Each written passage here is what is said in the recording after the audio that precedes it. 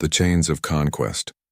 The chamber of the Divine Council was carved from black stone that shimmered like obsidian glass, suspended in the void above a dying world. Stars bled through the skylight arches, their light swallowed and warped by the immense structure.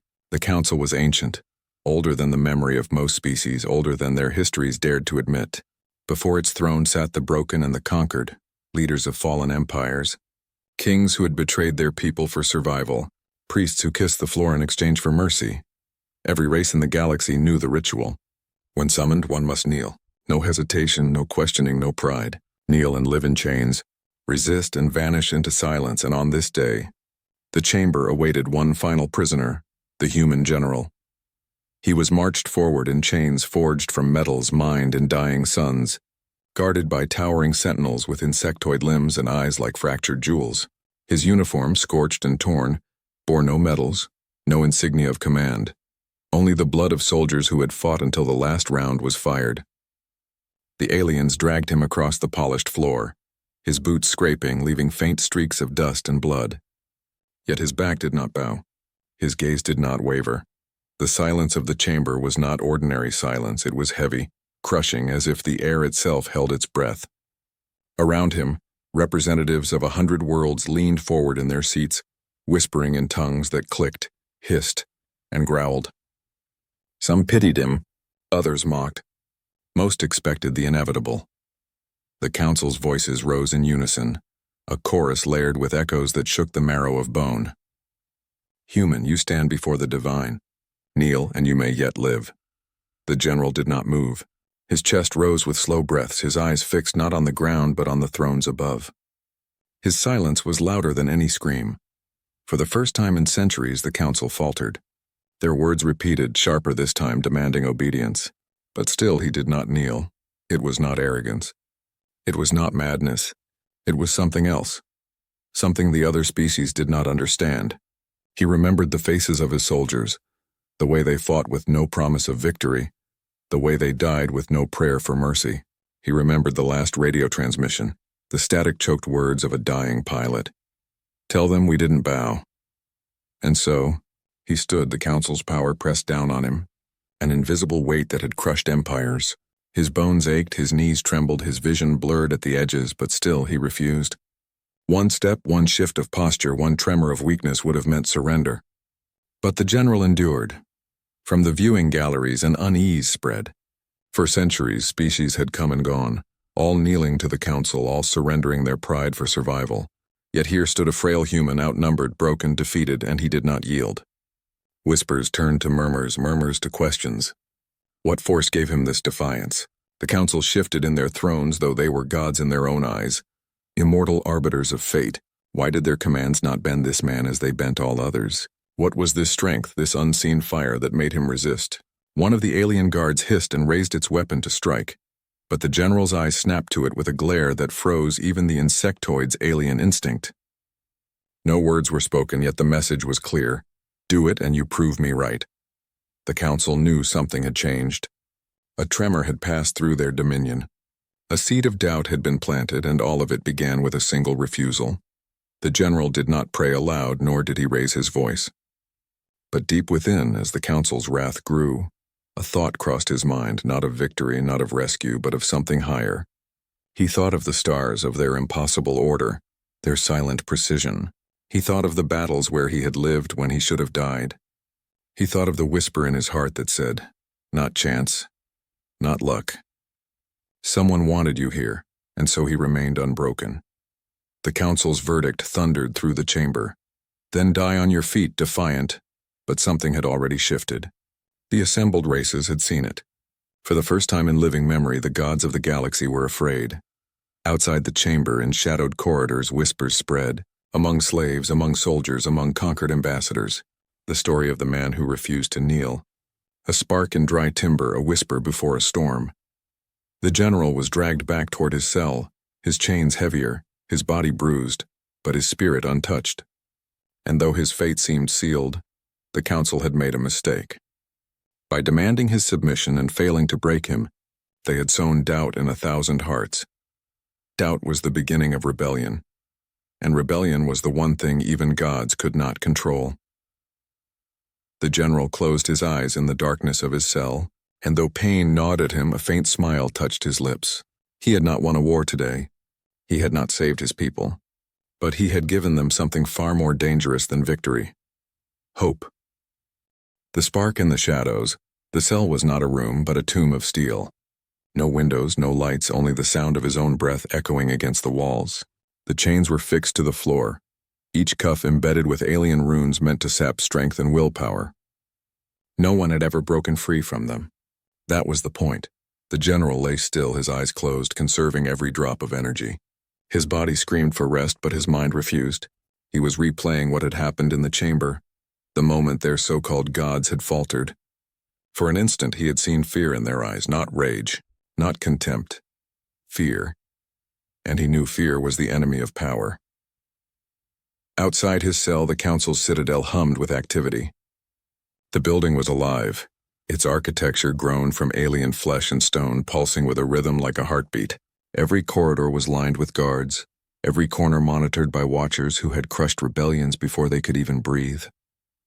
But despite their vigilance, something invisible was spreading. The whispers.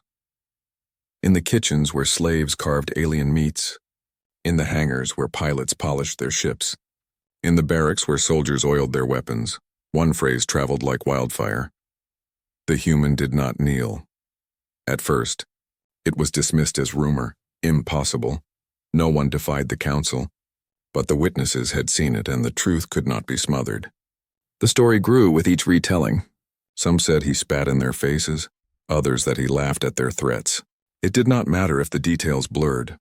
The heart of the tale was the same. He refused, and refusal was contagious. In his darkness, the general heard footsteps approach. The door hissed open, flooding the cell with sickly blue light. A figure entered, not a guard, but a translator drone hovering on thin wings of glass. Its many eyes adjusted, fixing on him. "Human," it crackled, its voice a mimicry of the council's harmony. "Why did you not kneel?" The general opened his eyes, staring at the machine. He said nothing. Silence was his weapon, sharper than any blade. The drone shifted uneasily as though confused. It repeated the question, its tone sharper, demanding. Still no answer. Finally, it retreated, frustrated. But its sensors had recorded everything. His gaze, his stillness, the quiet defiance that even machines could not explain. Later, in the council's chamber, the rulers debated. The insectoid overlord clicked its mandibles. "He is fragile, yet unbent. What force preserves him?" The reptilian arbiter hissed. "Perhaps madness. A broken mind can resist even reason." But one of them, cloaked in golden veils, spoke differently. "No, this is no madness. He is dangerous. He believes in something we cannot touch." The others fell silent. Belief was poison to their order. Their dominion thrived on submission, on the certainty that their authority was unquestionable. If one fragile creature could plant doubt in others, the foundation of their empire could crack. The general, alone in his cell, had no idea how far his silence was reaching. He thought only of survival, of conserving strength for what lay ahead. Yet beyond the walls, the story was mutating, growing teeth. Among the prisoners in the lower levels, a frail amphibian whispered, "If the human can resist, why not us?" In the slave pits, a miner tightened his fists, muttering, "They bleed like we do. They fear like we do." In the farthest colonies, intercepted transmissions carried fragments of the tale, igniting embers of rebellion. The council sensed the shift, but they were arrogant. They believed fear could be restored with spectacle, and so they planned it. The execution.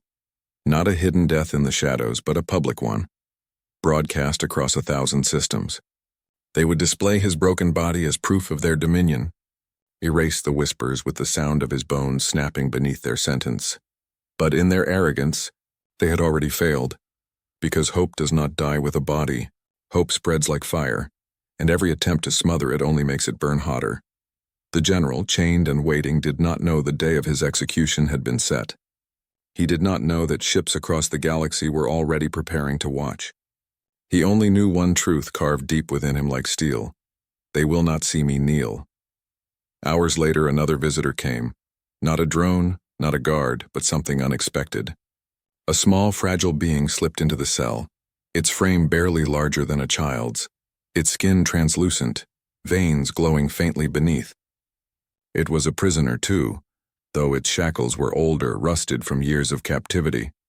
The alien crouched near him, its voice trembling. "Human, is it true? You did not bow?" The general looked at it. Its eyes were wide, desperate, hungry for something. He nodded once. Just once, the alien's breath caught. Tears welled in its strange eyes. It touched the floor between them as though grounding itself and whispered, "Then maybe we are not lost." The guards dragged the creature away moments later, shouting in their guttural language. But the seed had already taken root. Even in chains, the general had given another prisoner something the council could not destroy: faith. And faith is a weapon sharper than any blade. That night, as the citadel slept, the general closed his eyes once more. His body ached, his wounds screamed, but his mind drifted beyond pain. He thought of the stars again, how they burned ceaselessly against the darkness. He thought of the whispers his soldiers once shared around campfires, the laughter that echoed even when death loomed. He thought of a voice inside him, steady and quiet: "Stand, endure, do not kneel."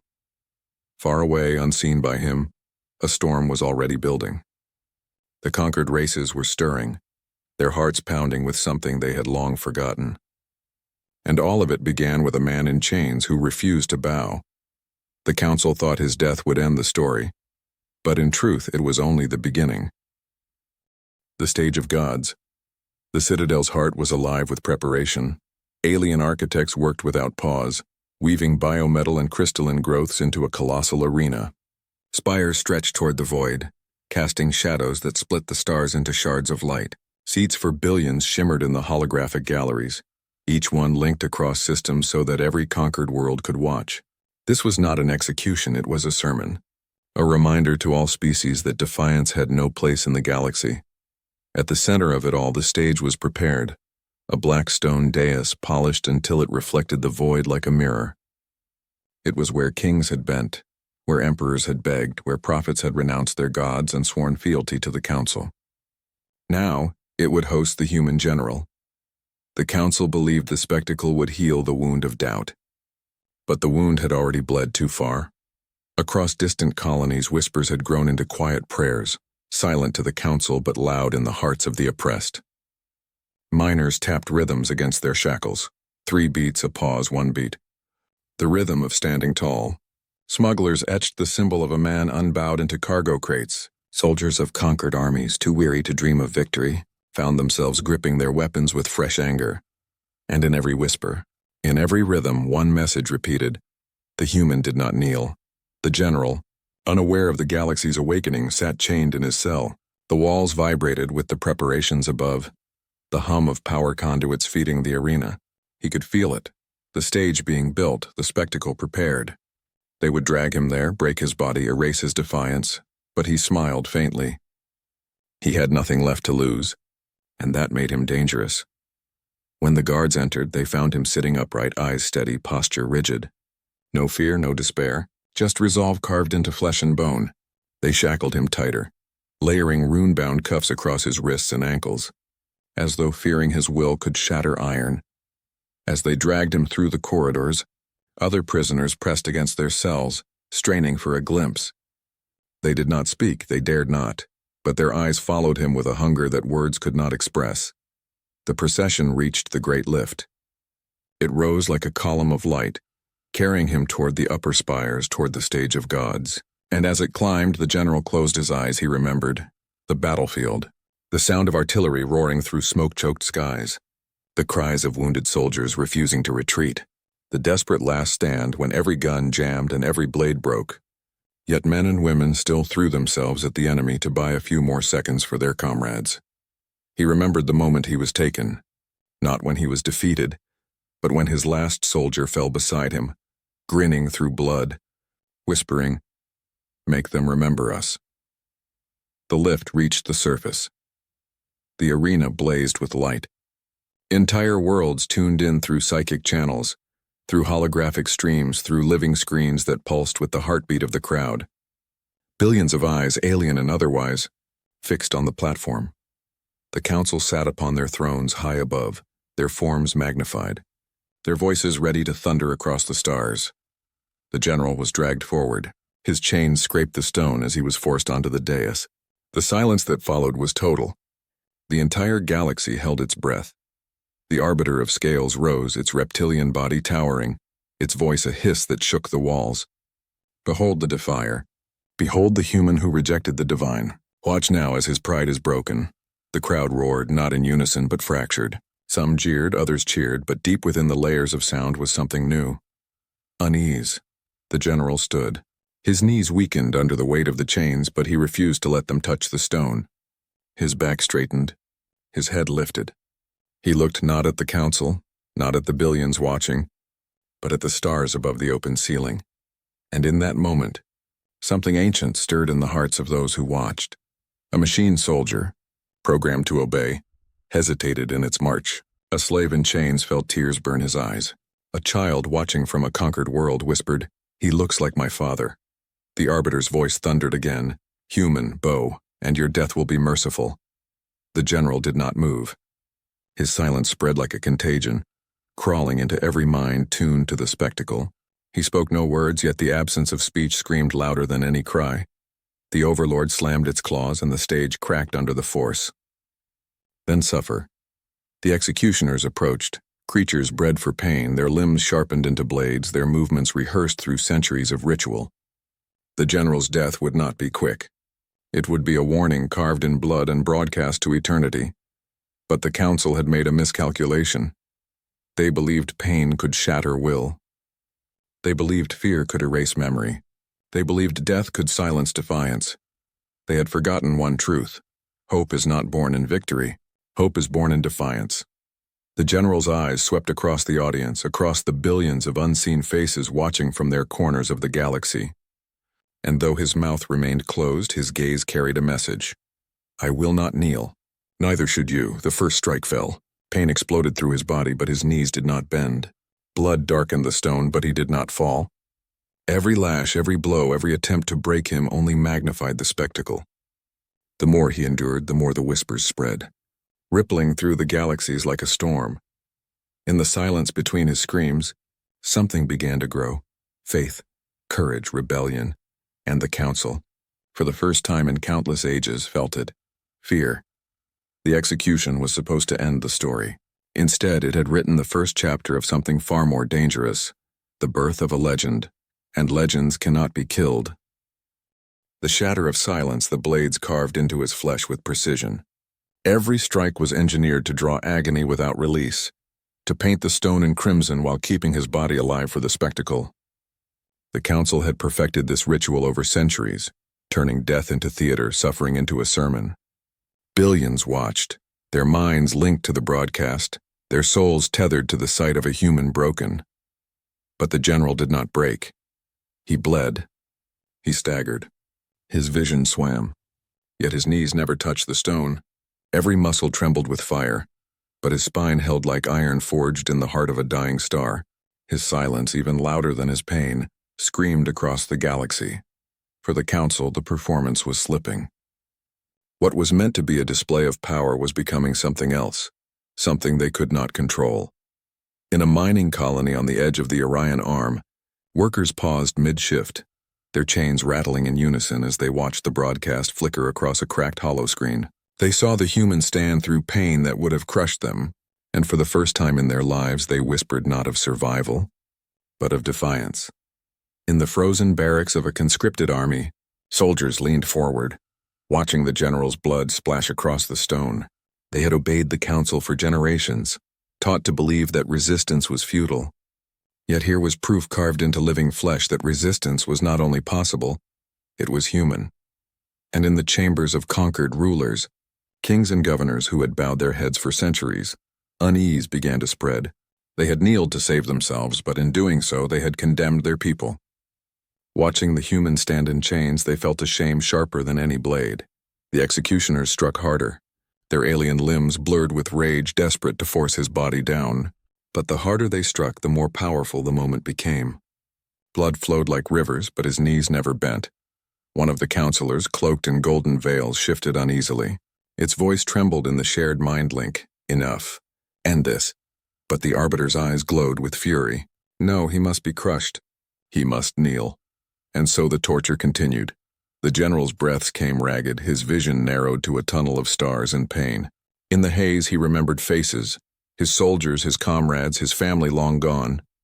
He remembered their laughter, their stubbornness, the way they had faced death not with despair but with fire in their eyes, and he thought, if this is my end, let it mean something. He raised his head once more, blood streaking his face, and looked not at his captors, not at the executioners, but at the countless unseen eyes beyond the stars. And though his lips barely moved, the cameras caught the whisper, "Stand." The word was carried across systems, across colonies, across the dark silence of space. A single word, simple and human. Stand. And like dry tinder meeting flame, it ignited. In the mining colony, workers threw down their tools, striking their overseers with fists hardened by years of labor. In the conscripted barracks, a soldier dropped his weapon at the feet of his commander and spat. In a distant slave market, chains rattled as captives surged together, eyes burning with new fire. The rebellion had begun, not with fleets, not with armies, but with a whisper from a dying man. The council realized their mistake too late. The broadcast they had intended as a warning had become a rallying cry. They tried to cut the feed, but fragments had already been copied, smuggled, embedded into pirate channels. The image of the human refusing to kneel spread faster than their sensors could erase.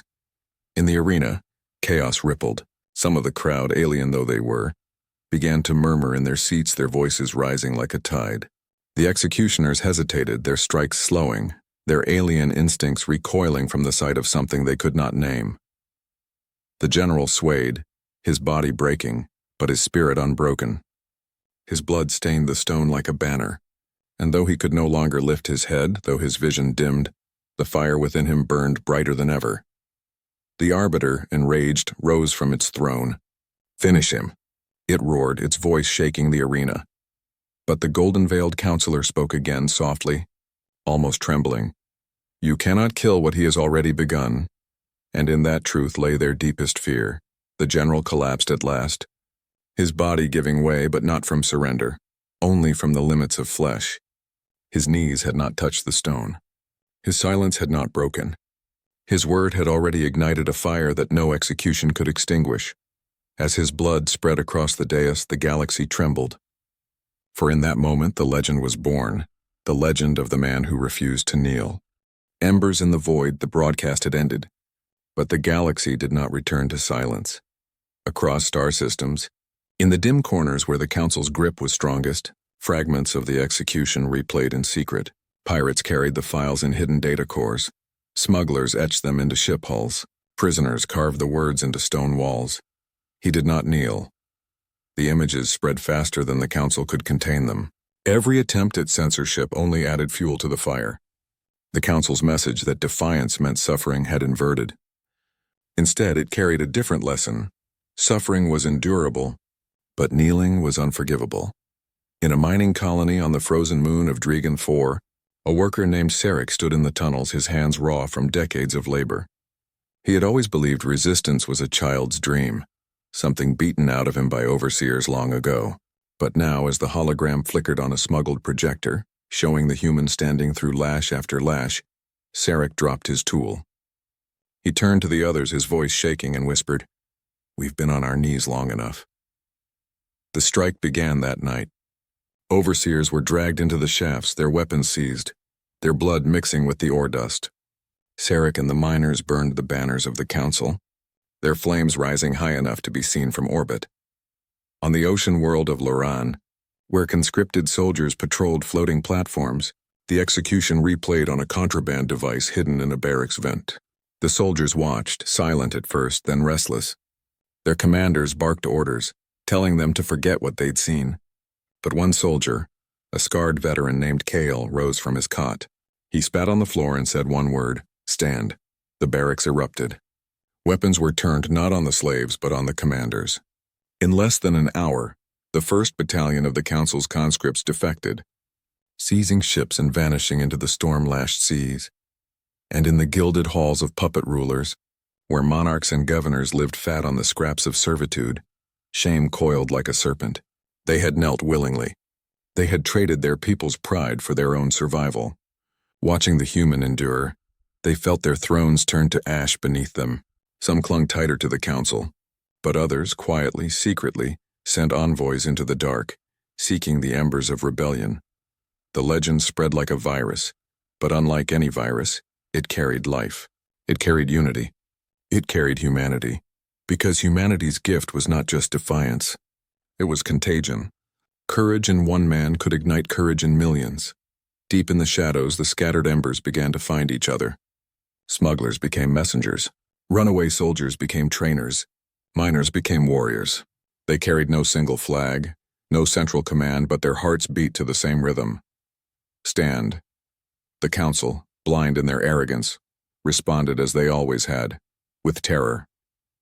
They sent fleets to Dragonfur, unleashing fire on the mines. They drowned Lurin seas in blood, hunting deserters through storms. They erased entire villages that had dared whisper the word, but the more they struck, the stronger the fire grew. For every body they burned, 10 more rose in fury. For every world they crushed, 3 more whispered rebellion. And in the darkness of his cell, the general still lived, barely. His body was wrecked, held together by the council's cruel medicine, not to heal him but to preserve him for more torment. They had not killed him yet. They wanted him to see the futility of his defiance, to watch his people fall. But the council did not understand. His people were not falling. They were rising. The general felt it, even through the walls. The guards spoke in hushed tones, unaware that their whispers carried into the cell. He heard of uprisings of deserters, of fleets refusing orders. He heard of a word echoing across the stars: stand. A faint smile curved his lips through the pain. Hope had escaped the cage. The council grew desperate. They convened in secret, their thrones casting long shadows across the chamber. The arbiter slammed its clawed hand into the floor, cracking stone. This infection spreads faster than flame. We must end it. The veiled counselor replied, its voice trembling. We tried to end it. Every strike has multiplied it. The insectoid overlord hissed, its mandibles clicking. Then kill the source. Erase the human. Burn his body so nothing remains. But even as they spoke, they knew the truth. The human was no longer just a man. He was a symbol. Symbols cannot be burned, and so the galaxy trembled on the edge of something new. In hidden caves, rebels sharpened stolen blades. In derelict hangars, engineers patched together ships from scraps. In the hearts of billions, a fire smoldered hotter with each passing day. The embers had caught.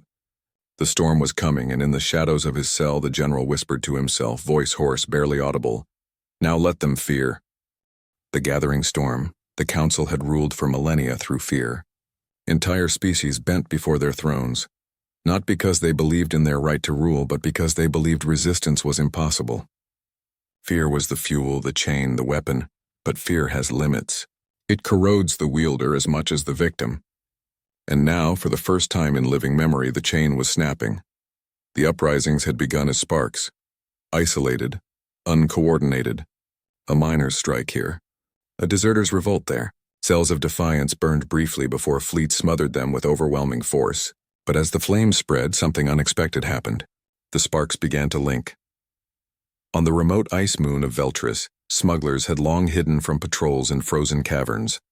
Their tunnels were carved with maps of safe routes, trade codes, and debts owed. Now those maps became arteries of rebellion. Messages carried from world to world, encrypted not with machines but with trust. An old human method the council had never considered.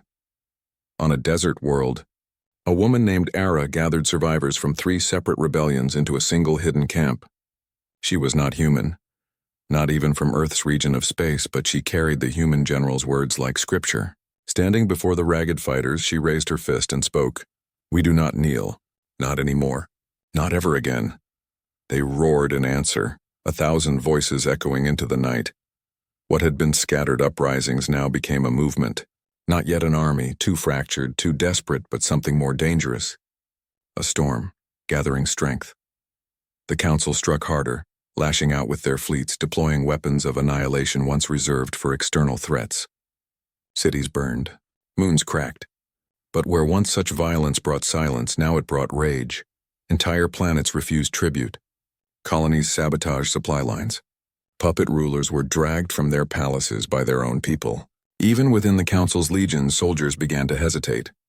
Some deserted, Some turned their weapons on their commanders. Fear no longer flowed in one direction. It flowed both ways. The general, broken in his cell, was kept alive only so the council could flaunt him again when the rebellion faltered.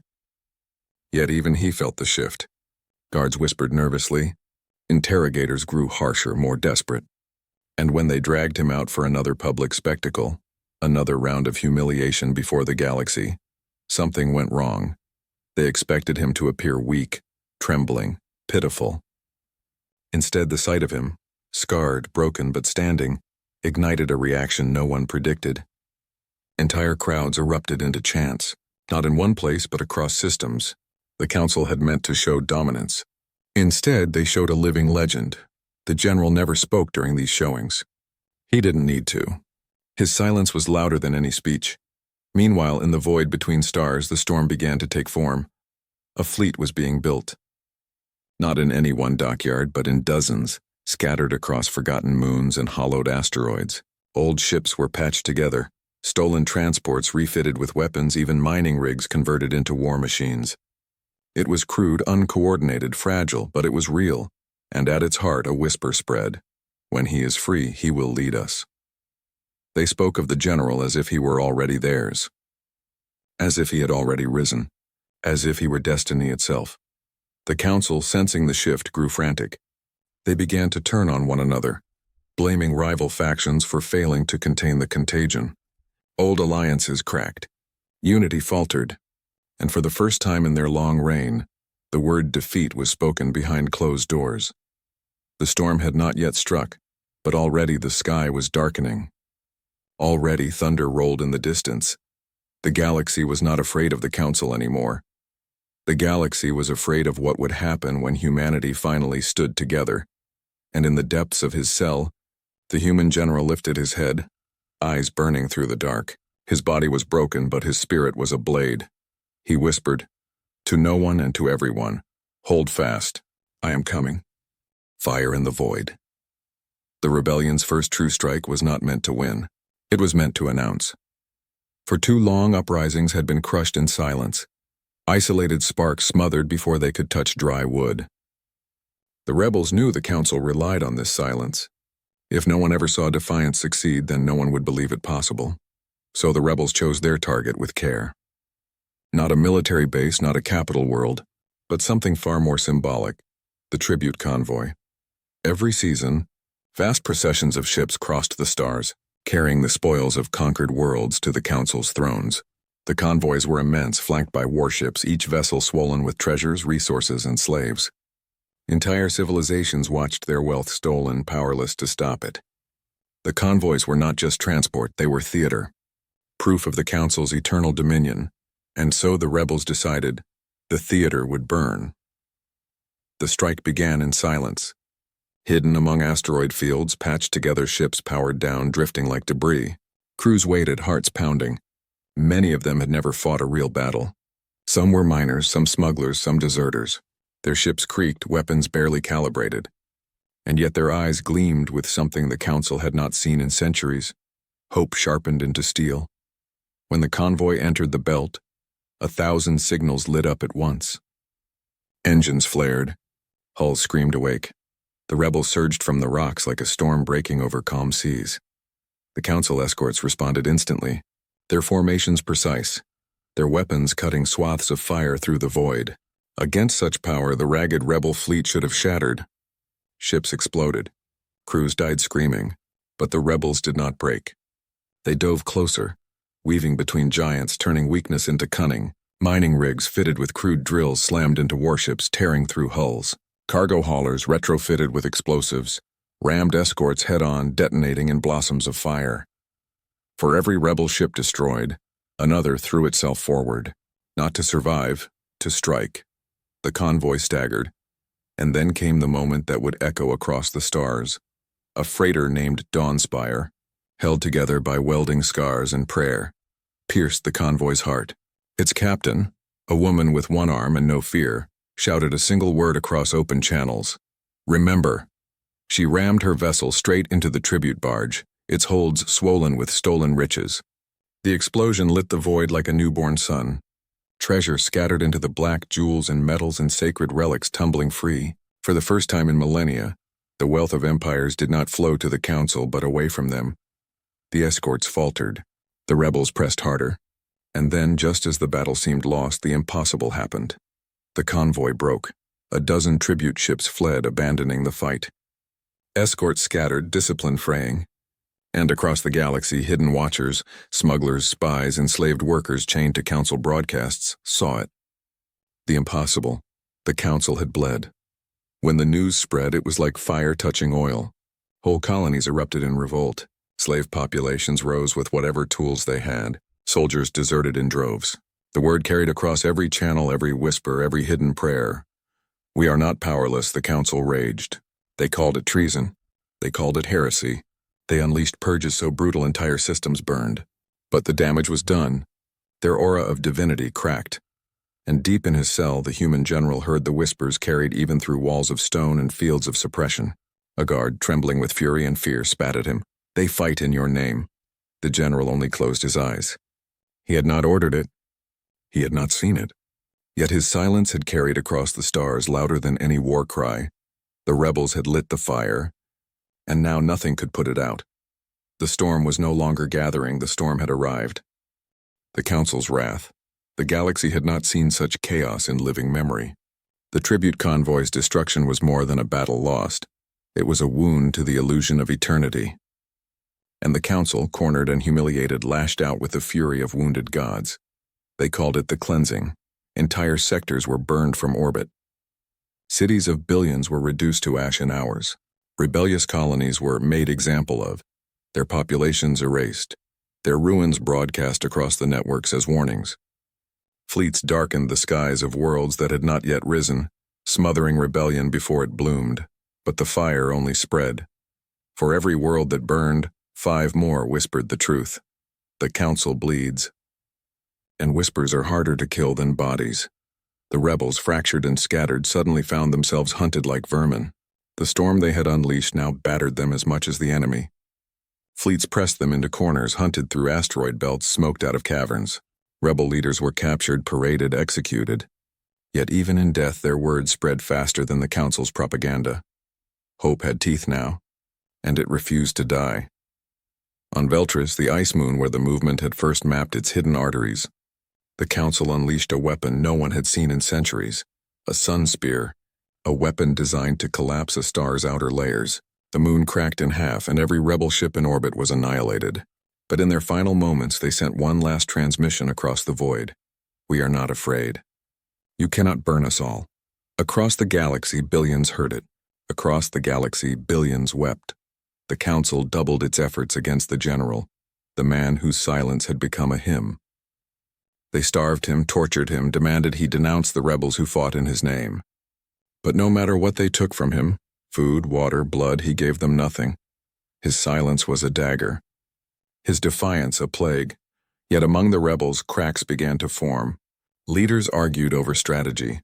Some demanded bold strikes, others whispered of retreat and survival. Ships were scarce, supplies scarcer. For every victory, 10 losses followed.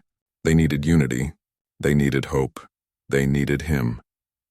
Rumors began to swirl of rescue attempts, mad plans to breach the unbreachable prison where the general was held. Some dismissed them as fantasy. Others swore entire fleets were forming for the attempt. But no one knew the truth. What was certain was this: the war was no longer about tribute or resources or rebellion. It had become a war of belief. The council believed themselves gods. The galaxy had begun to believe in a man, and belief is heavier than armies. One night, in a hidden base carved into the cliffs of a storm world, a rebel named Era, scarred but unbroken, stood before her followers. Her voice shook, but not with fear. With conviction. They are not gods. They are tyrants, and tyrants can be broken. Even if we fall, even if we are crushed, our children will remember this. The stars themselves will remember this. Humanity has shown us the truth. We do not kneel. The crowd answered with a roar that shook the cavern. For a brief moment, the war was not about survival.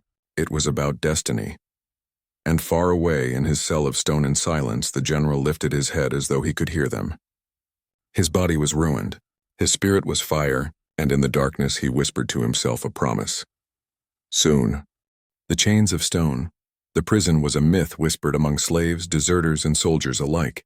The bastion of silence. It was carved into the bones of a dead world, its skies permanently scorched by orbital fire. No ships approached without clearance, no signals escaped, and no prisoner had ever walked free. And deep within its heart lay the general. For months, rumors had swirled. Fleets gathered in secret. Resistance cells forged fragile alliances. Smugglers risked their lives for scraps of intelligence. But at last a plan emerged. Fragile, impossible. Yet it was the only hope. The strike force was small, almost laughably so. No grand armada, no army of liberation, only a handful of ships, stripped down and disguised as council supply haulers. Their captains were volunteers, their crews bound not by orders but by faith. They knew most would not return. They came anyway. Among them was Ara, the scarred fighter who had once raised 1,000 voices on the desert world. Her eyes burned with purpose. She had seen too many die whispering the general's name. Now, she swore, she would either bring him back or share his silence forever. The approach was brutal. The bastion's defenses were a labyrinth of guns and mines, fleets and drones. The disguised ships slipped through the outer cordons with forged codes, hearts hammering as every second could bring discovery. And when the gates opened, when the illusion of safety cracked, they struck. Explosions tore through the docking bays. Rebel fighters swarmed out, hurling themselves against impossible odds. Council guards, stunned at the audacity, scrambled to respond. The bastion shuddered as its own walls became battlegrounds. Inside, Ara led a team into the depths, guided by stolen schematics that might as well have been written in blood. Corridors shook with alarms. Firestorms raged behind them. Every turn brought ambushes. Every step cost lives. Friends fell screaming. Others bought seconds with their deaths, holding doors against armored waves. At last, they reached the cell. There, behind fields of suppression and stone, sat the general. He was gaunt, his skin pale, his body broken. Chains bound his wrists and ankles, not for strength but for ritual, for the council wanted all to see their prize caged. His eyes lifted as the rebels entered, and for the first time in years he saw not tormentors, but allies. Ara stepped forward, tears streaking her dust-stained face. "We've come for you." The general's lips curved, the faintest trace of a smile. Not joy, not relief. Something harder. Something forged. "You came." They shattered the suppressors, broke the chains, and lifted him from the stone. He could barely walk, but he stood if only for a moment. For the first time since his capture, the bastion's silence cracked not with screams but with hope. But escape was no gift. It was war. As the rebels dragged him toward the docking bays, the council unleashed their fury. Legions surged through the corridors. War machines thundered to life. Ships poured fire into the skies. One by one, the rescuers fell. Some burned. Some were torn apart. Others detonated their own ships to open paths through walls of steel.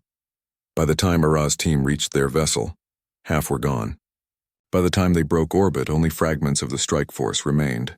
And when the fleet beyond closed in, the sacrifice began in earnest. One ship rammed the blockade to open a corridor. Another detonated its core to blind pursuit. Ara's vessel weaved through the carnage, engines screaming, shields failing. The general stood on the bridge, trembling, barely alive, but his eyes blazed. He watched as his rescuers died, each death carving his spirit into iron. And when at last they broke free into the void, a single transmission burned across the stars, not from the council, not from propaganda, but from the general himself, his first words in years. "I am alive." The galaxy trembled. The council howled. The storm had found its lightning. The rising banner. The galaxy had heard the words, simple, unadorned, undeniable. "I am alive." In that moment, the rebellion ceased to be rumor and became truth. No longer was he a ghost chained in silence, no longer a myth clung to in desperation. The general lived. And the galaxy rose. Across 100 systems, uprisings flared. Where slaves had once toiled in silence, now they struck overseers down. Where soldiers had once obeyed with bowed heads, now they raised weapons against their masters. Entire planets cast off their chains in the span of weeks, as though they had been waiting for a single signal. And at the center of it all, the general stood once more. He was not whole. His body bore the ruin of years in chains. Every movement was a wound, every step a trial. But his voice was a blade. When he first addressed the rebels, they gathered in a hidden hangar, hundreds of ships circling like vultures over the carcass of fear. Soldiers, smugglers, miners, deserters, all stared as he stood, thin and scarred, leaning on nothing but will. His words were few. He did not speak of vengeance or glory or conquest. He spoke of one truth. They believe themselves gods, but I have seen them bleed. You have seen them bleed, and when gods bleed, they are not gods at all. They are tyrants, and tyrants can fall. Stand with me, not as subjects, not as servants, but as free souls. Stand, and we will not kneel again. The hangar shook with thunder as voices roared back. In that instant, the rebellion became an army. Ships were unified into fleets, cells into legions. The maps of smugglers became war charts. The tunnels of miners became foundries. The whispers of slaves became battle cries. They raised no single flag, but every ship painted the same mark across its hull, a single line slashing upward, the symbol of standing tall. The council reeled. For the first time in their reign, they faced not scattered embers but a blaze. Their fleets, vast and disciplined, descended in force to extinguish it. Whole armadas blackened the skies. Planetary bombardments lit worlds like torches. But now, when the rebels struck back, they struck not as prey, but as predators. The first true battle came in the Scarran Belt. Council warships advanced in perfect formation, a wall of steel and fire. The rebels met them head-on, ragged, outnumbered, outgunned. By every measure, they should have shattered, but they did not. The general commanded from the bridge of a stolen dreadnought, his eyes blazing as though the years of torment had sharpened him into something unbreakable. He turned the rebels' weakness into strength. Scattered ships became swarming packs, broken hulls became traps, desperation became ferocity. The battle raged for 3 days. Entire fleets were lost. Stars themselves seemed to shudder under the fire exchanged. And when at last the smoke cleared, the unthinkable had happened. The Council's fleet was gone, destroyed. The galaxy gasped. The Council, once unquestioned, had suffered defeat in open war, and the General, humanity's defiant son, stood unbowed at the heart of the storm. But victory brought no illusion. He knew what was coming. The Council, ancient and vengeful, would not simply retreat. They would gather, unify, and hurl their full weight at him. They would burn entire sectors if it meant crushing the symbol he had become. Yet as he stood before his soldiers, before the galaxy watching in hidden feeds and whispered channels, he felt no fear. He felt destiny. This is not the end, he told them. This is the beginning. They thought fear could rule forever. Now we will show them what hope can do. The storm was no longer scattered. It had become a banner, and beneath it the galaxy marched. The legacy of defiance, the Council gathered everything. Every fleet, every weapon, every throne world soldiers. For the first time in millennia, the fractured lords of the Council stood united, not out of loyalty, but out of fear. They had ruled as gods for generations, but now their power trembled before a single man who refused to kneel. They called it the Last Dominion War. The galaxy braced as fleets darkened the stars. Council dreadnoughts vast enough to eclipse moons advanced in phalanxes of fire. Weapons that had been hidden for ages were dragged out of vaults. Sun spears, world breakers, storms of antimatter. Against such power, even rebellion seemed like a whisper in the storm. But whispers had become thunder. The general stood at the heart of the rebel armada, not as a king or emperor, but as a leader among equals. His body was broken, his flesh frail, but his spirit blazed brighter than any star. Around him, ships painted with the upward line, the mark of standing, formed into the greatest fleet of free peoples ever seen. Humans, yes, but not only humans.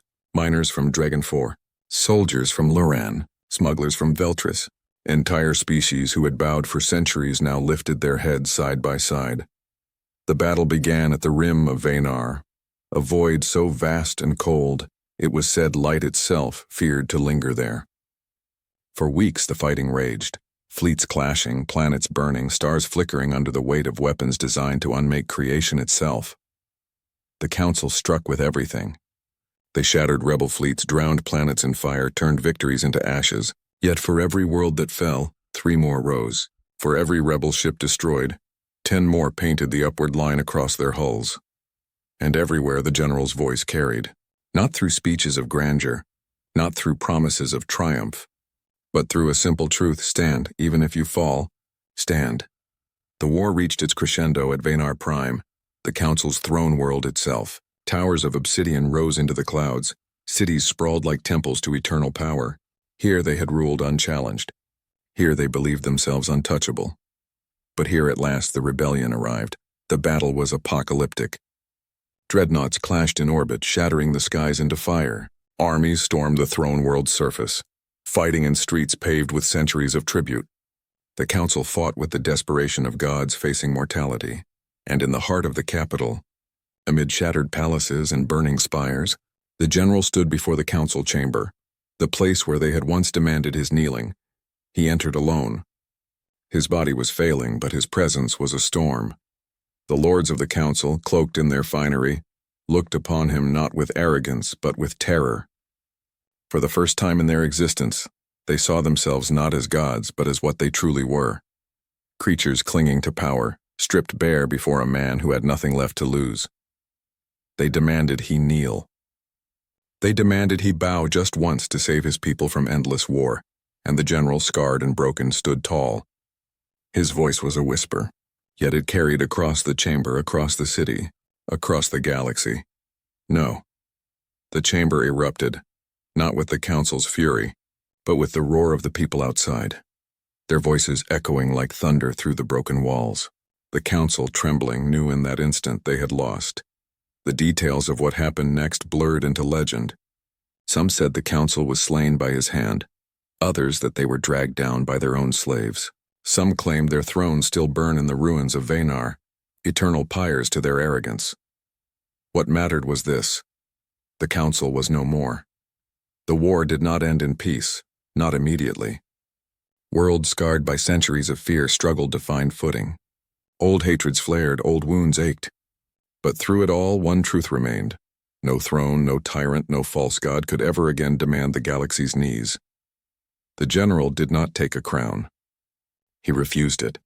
He lived long enough to see the storm pass, long enough to see free worlds rise, and when his time came, he left no empire, no dynasty, only a legacy that echoed in the stars, in the voices of billions who carried his lesson: stand, always stand. And so the galaxy remembered him not as a conqueror, not as a ruler, but as something greater: the man who refused to kneel,